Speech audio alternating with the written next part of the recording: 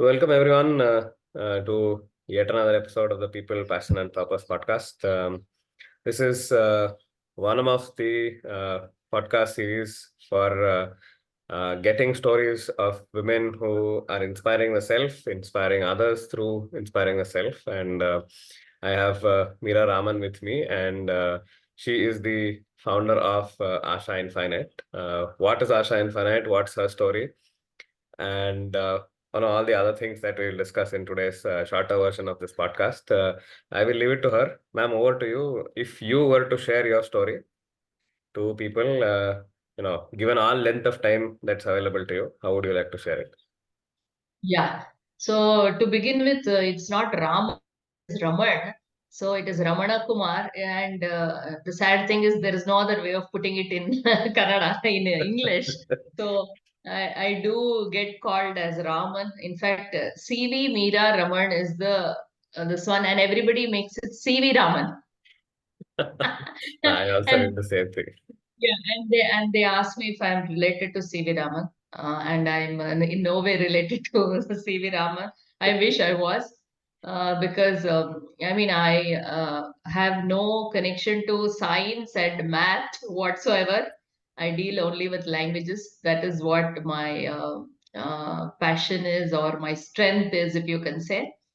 So ASHA is basically AASHA.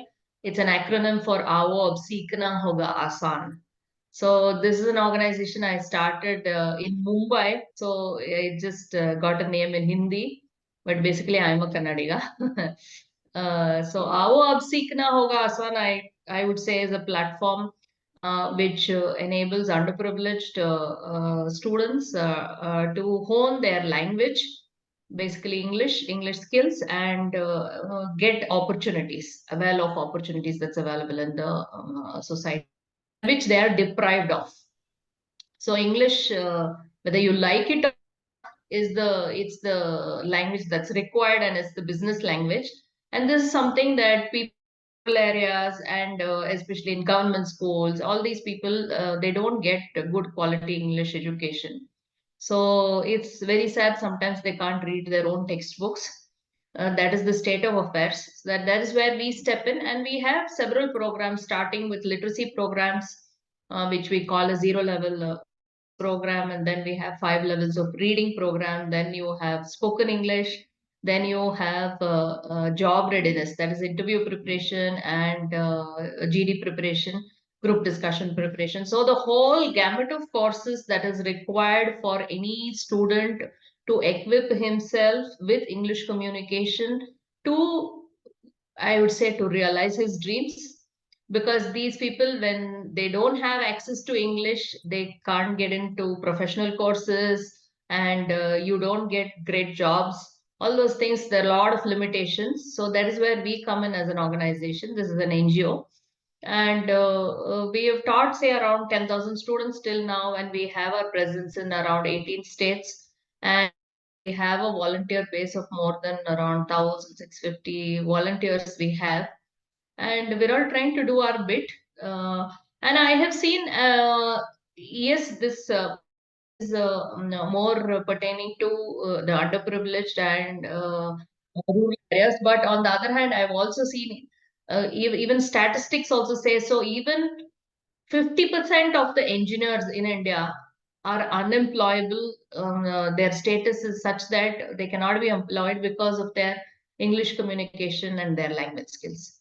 So these courses, so even students, college students, school students, everybody avail of these courses, which helps them to grow in their field, whatever they've chosen.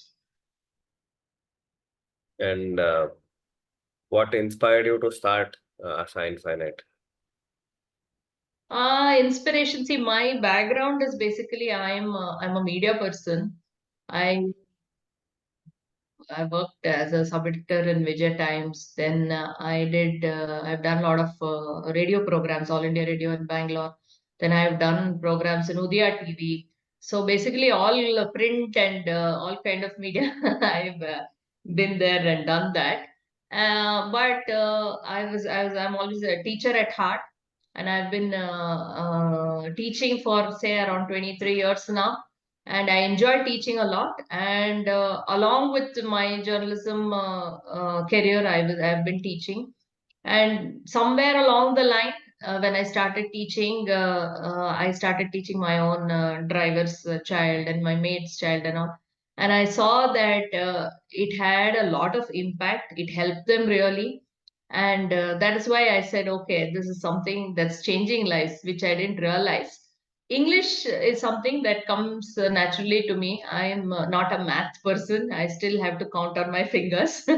But when it comes to language, I've always been doing well. And when I could help somebody to improve their English and their communication skill, that's when I realized, oh, it opened up so many doors for them. That's when I said, okay, I didn't realize that this can be life changing. And that's when I said, okay, let's take this up. And I think in 2014, Teachers Day, on Teachers Day, PM Modi, he gave one speech.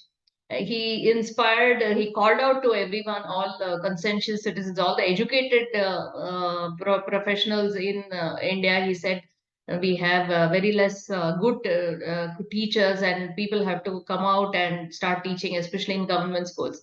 That is when I said, "Oh my God, I've been wanting to do this." Now PM itself is he himself is saying this. Now I have to get out and do this. That is when I think I got my final nudge and I started it. Started out as a small thing, just I did it and my friends joined and all that, and we did it in a park next door, and slowly it grew, and this is where here we are now, right now.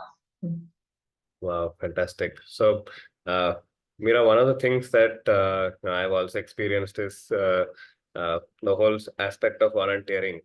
And one of the things, as much as the volunteering impacts, say, the beneficiaries, it also impacts the volunteer. How has it changed it for you? So, see, many of my volunteers, I have seen how it's been sort of inspiring and transformational for them. They are learning so much, and they become humble, and it's very gratifying. See, when our volunteer base is increased so much, ultimately a human being is a person. If we don't get what if something out of it, we can't continue doing it.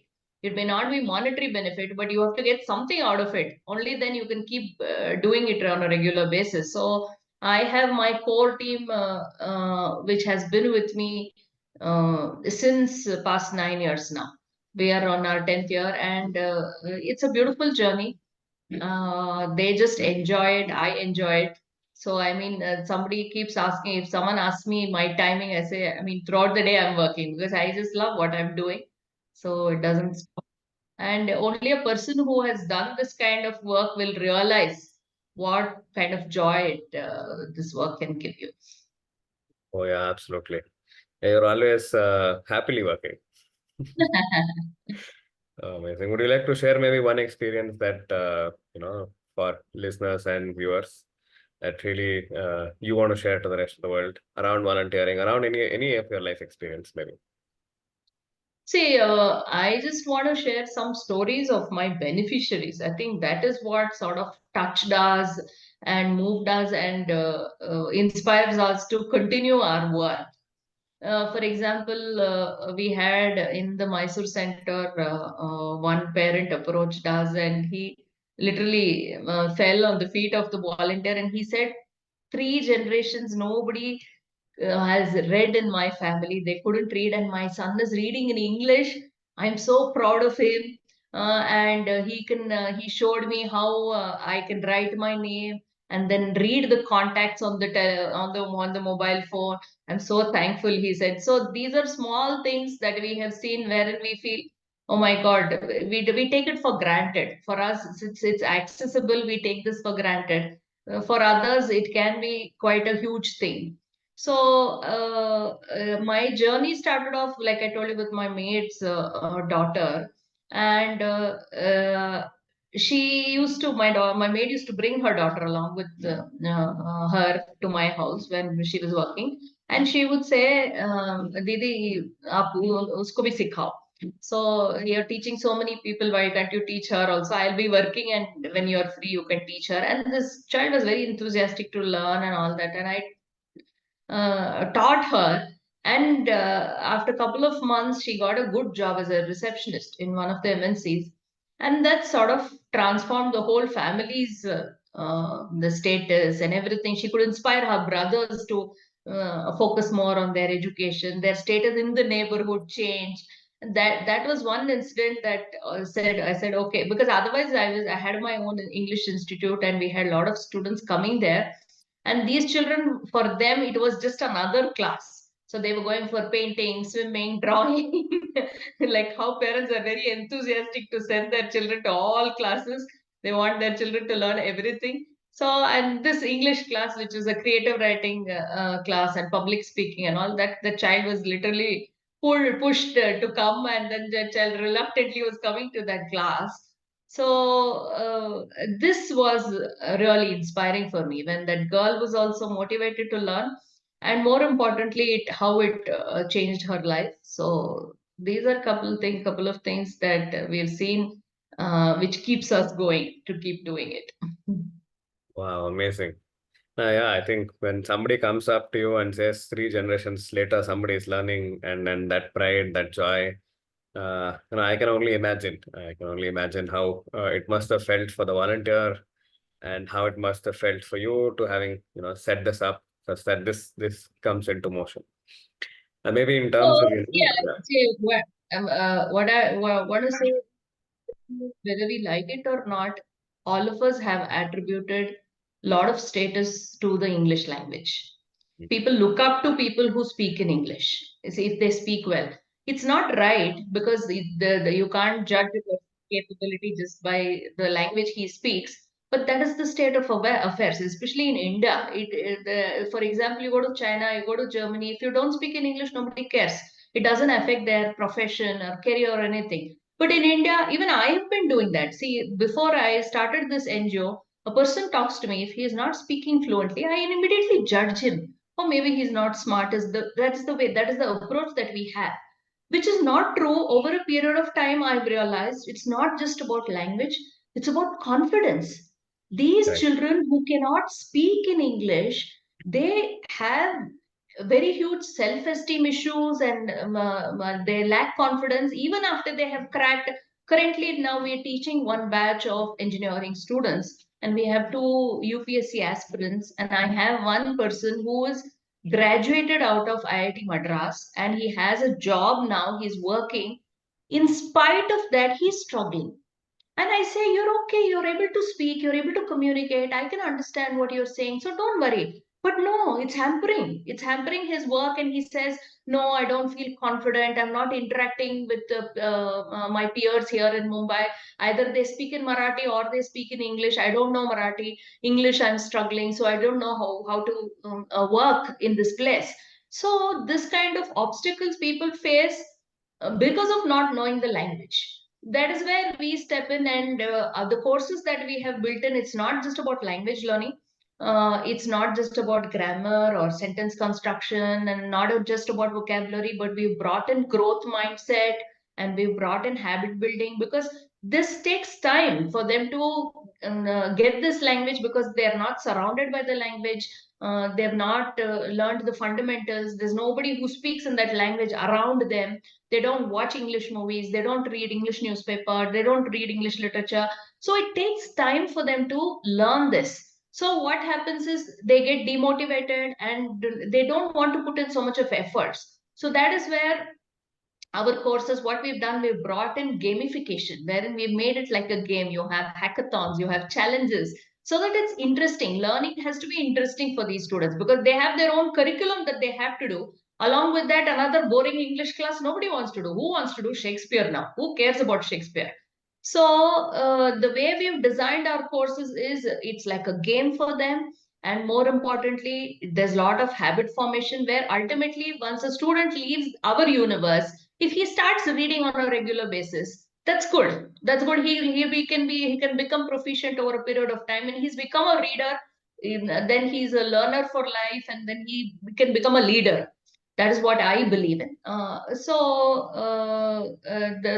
These courses are that way. So we are happy that we are able to help so many students, and yeah. Wow. I think that is very, very true in terms of, like the language, the amount of importance we put to the language and the association of confidence around the same space. And essentially, yeah, I think even in terms of people who are in the cities who are part of, the corporate sector, I see that. If you have English coming in very easily, automatically your public speaking game becomes much, much higher. And that is the path towards leadership, as you said. Now, I want to sort of ask you this question in terms of, if you were to advise your younger self, what would the advice to your younger self be? So the path that I've taken, I have no regrets about it. I wish I knew that this was my calling earlier itself, because I was in my I think late 30s when I started this. If I had known earlier, because I dabbled in a lot of things, and I, like I said, I was working in media and stuff like that. But this is something that's been gratifying, and I think I am a people's person, so I get to meet new people in the work that I do, and we meet new volunteers every day. And from different walks of life, we have professionals. For example, I have professionals who are all in very good jobs and stuff like that, but they want to do something for the society. And we have excellent senior citizens who are looking to mentor a child. So like this, I'm enjoying this thoroughly, and I love this role of mentoring my team and my students and all that. So I wish I had known this earlier, so I would have told, okay, go take this up. So that is what I would have told my younger self, I suppose. Fantastic. Yeah, I think once you are in that say space of service sector, your ikigai is actually being met. I think you always tell yourself. So when I look back at coaching, I also do the same thing, saying maybe if coaching had come to my life earlier, it would have been a very different aspect. Not that it's come late, but I think whenever it has come, it has come. Uh, Maybe another question in terms of some of us very strongly fail to acknowledge whatever has been our wins. So over the course of many years in your life, what are some of the wins that you most strongly cherish? So lately, I think I've got a couple of awards and all that, but that is not, I mean, something that really motivates you to work further. But of course, some kind of acknowledgement always helps, inspires you. But wins, I must say, is see the way I have built this organization. It's grown organically, and all of us are volunteers. Okay, nobody's on the payroll, nobody's taking any money. And in spite of that, I've been able to retain people for 9 years, and the family, the AASHA family, is only growing. And I must say that's absolutely a great achievement, because I see attrition in the all other sectors where people can't retain even after paying them. But here, if we are able to do that, I think there is something wonderful that we are doing here to the humankind, for the volunteers also, for the beneficiaries also. So I think that is something I'm proud of. And even the courses that we have created, when students join our courses, they say they go back, they're so happy, and they're grateful to us forever, and that gives us a lot of joy. So I think I'm really proud of the courses that we have created, which is all very different and unique. And the courses are also, the way we've created is that anybody should be able to teach this. That is the philosophy that I have, that anybody can teach. All you need to do is have passion. That's all. You don't need huge degrees. You just need, because these children need a lot of mentoring, motivating, inspiring. It's not about English grammar at all. So that we've been able to succeed, and that is something that we're proud of. And another thing is my Bangalore center, we have Kannada programs. And because there was this huge debate sometime that what about local languages? What about mother tongue? Okay, I have to do my bit for the mother tongue. And I brought in a good team. Our Kannada department head here in Bangalore she's a UNICEF award-winning writer. She's written around 18 books and thousands of articles, and she created our books and curriculum courses. So we have a program called Kaun Banega Kannadiga, which we do for the corporate sector to teach them Kannada through games, through activities. It's a fun, this one we did it for Adobe and just recently for another company. And it's nice to see these people learn a new language like small children. And in Karnataka, because of, especially in Bangalore, you have a lot of non-Kannadigas, and they do have a requirement for spoken Kannada, and now Kannada has become mandatory in schools also. So the parents who are all non-Kannadigas look for help.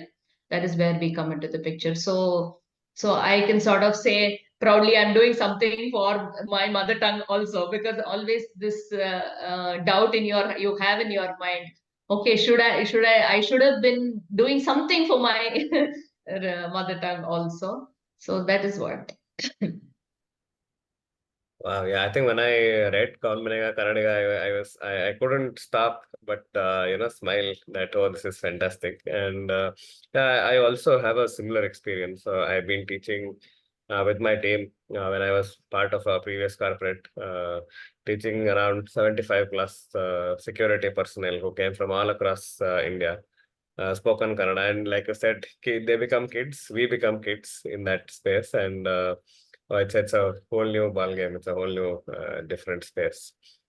So we have maybe one final question. So you can ask the question to yourself and you can ask the answer. So I don't know what questions I've not asked you, and what could be that one question or one answer or one anecdote that you want to share to everybody through this podcast.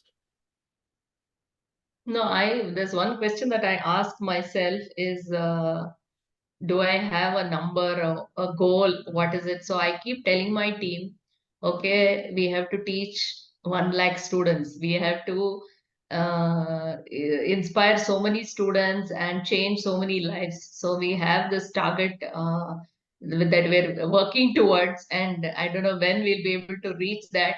It's not about numbers, but still it is something that we keep pushing ourselves to, so that we can reach out to more students out there. So it may be, for example, next month we have a program which is for adult literacy. So we have all these Paura Karmikas, your BBMP workers, and auto drivers, and all those people who are signing up for a reading program. So we're trying to do our best, reaching out to all people whoever require help, and hope we'll be able to crack those numbers soon. Wow. So fantastic. So 1 lakh people that start to read.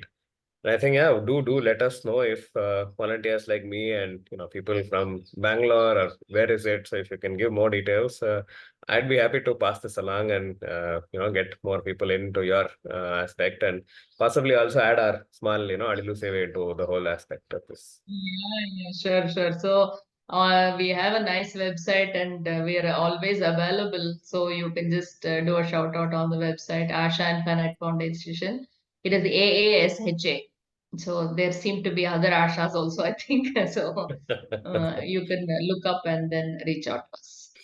Fantastic. So this AASHA is also providing a lot of us hope, and thank you for doing this. I think thank you also for your team for sticking with you for 9 years. I know the attrition rates and all that, and yeah, so one spark can actually change a lot of lives, and we are very happy and thankful and grateful that you are doing this for the larger ecosystem. And may your tribe increase, may your tribe grow, and I will definitely share the link for the website so that people also get to know more about the work that you're doing, volunteer, and change more lives. Thank you. Thank Great. you so much, Meera. Thank you. Thank you. It was Thank lovely you. talking to you. Thank you for this podcast, and may your tribe continue to grow. Thank you. Nice meeting you.